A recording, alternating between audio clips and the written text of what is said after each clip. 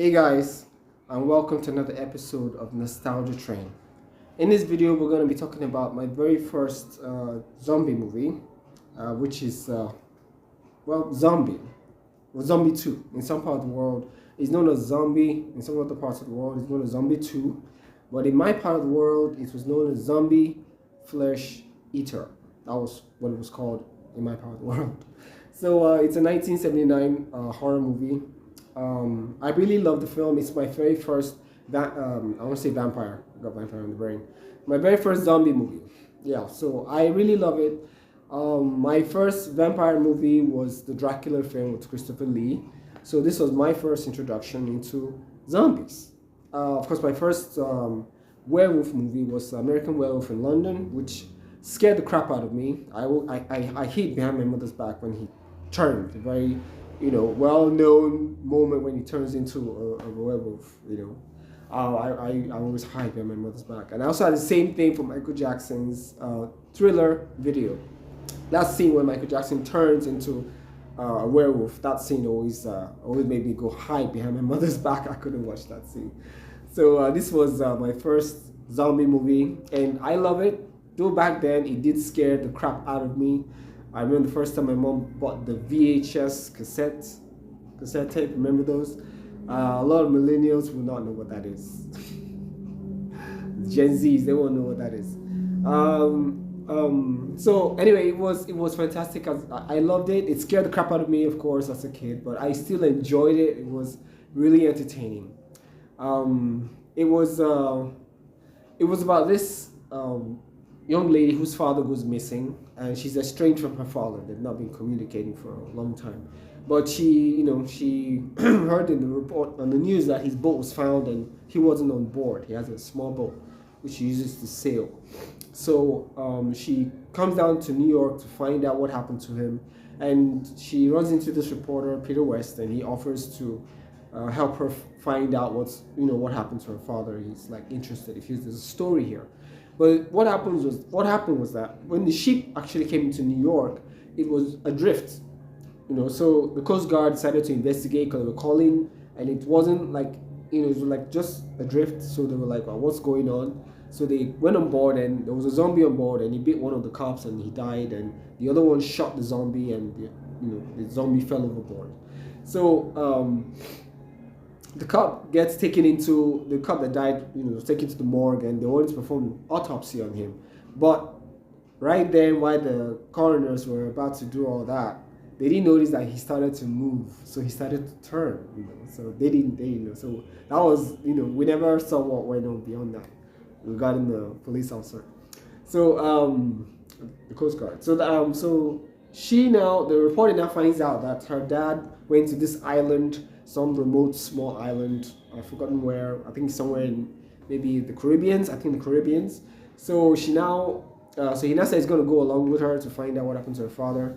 So they now meet this couple who owns a boat, and they ask them if they can, allow them sail to this Caribbean island, and maybe they'll pay them and all that. So they now agree, and they set sail with them. There was this There was this scene in the movie which was incredible. A fight between the zombie and the werewolf. So the couple, Brian and his girlfriend Susan, the girl is looking for her father, the young lady is looking for her father. Her name is Anna. So they now go on Brian and Susan's boat, and they're sailing. So Susan now decides to go scuba diving, and while she's under there, a zombie actually attacks her, but she's able to escape him. But then a shark shows up and fights the zombie, and they both take bites out of each other. That scene was incredible. I don't know how they filmed that.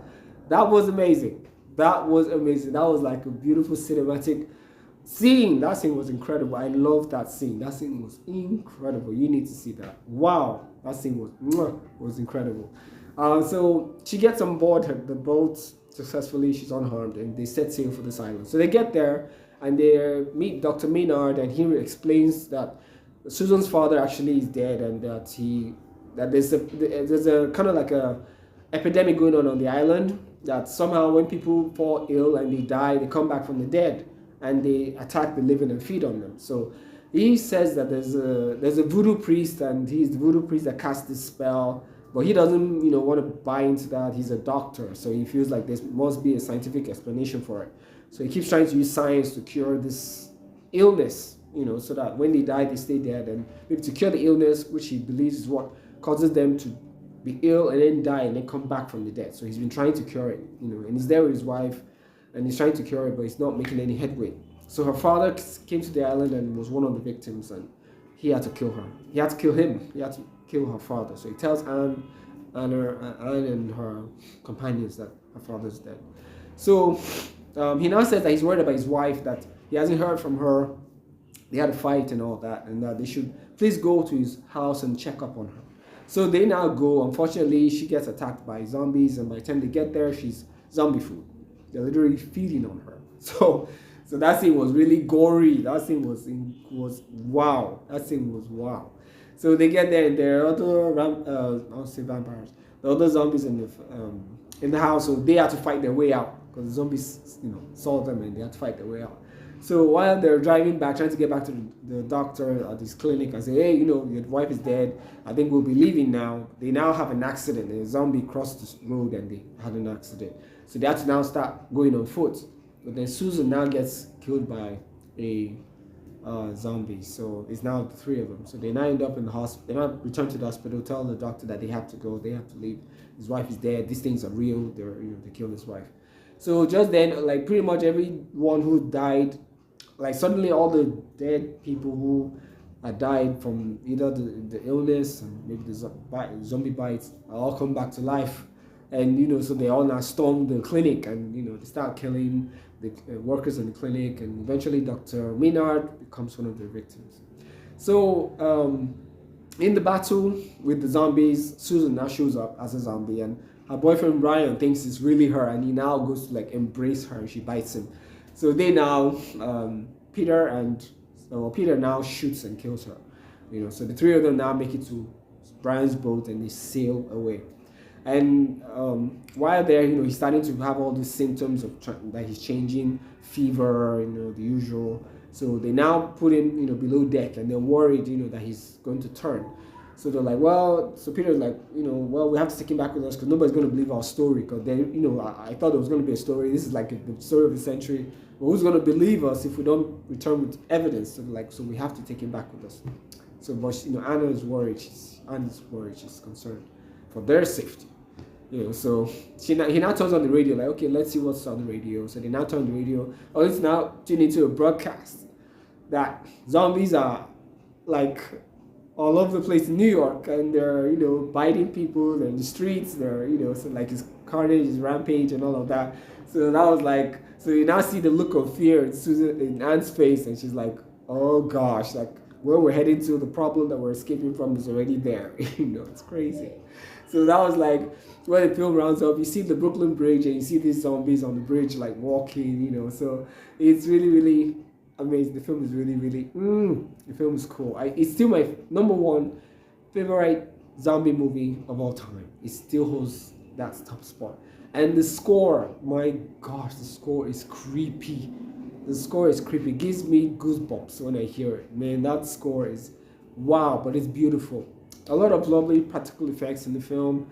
Some not so great, but the zombie versus shark was wow. That was incredible. The lead actor, Peter, and that's Peter. We call it Peter West. When I was a kid, I kind of thought he reminded me a lot of Roger Moore, the James Bond actor. I felt like they resembled each other. So I always kind of looked at him like, okay, is that Bond? I was a kid, I was like, is that Bond? Because back then, I think the only Bond, Roger Moore Bond film I knew as a little kid was A View to a Kill with Grace Jones and what's his name? I forget his name, the villain. I forget his name. So, so I thought he resembled Roger Moore. So I was like, trying to figure him out. Like, is that Roger Moore? I wasn't sure. Wow. So if you've not seen this movie, go and check it out. It's really, really good. If you've enjoyed the video, please like my video. If you haven't subscribed to my channel, please subscribe to my channel. And I'll see you guys on the next one. There are other great videos on my channel. I recommend you go check them out. And I'll see you guys around. Thank you.